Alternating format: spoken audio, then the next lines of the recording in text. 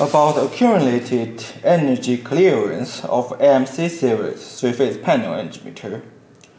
When the energy meter is powered up and in standby energy phase, first, power off your energy meter.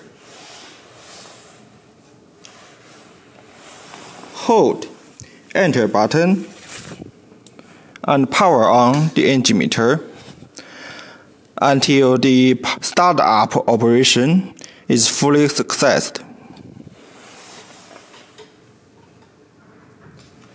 Then, press Set button twice to enter password interface. Press Enter button and press Right button.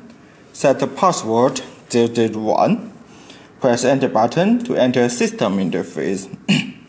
Press Enter button again. And press Right button. Find clearance interface. Press Enter button twice to confirm.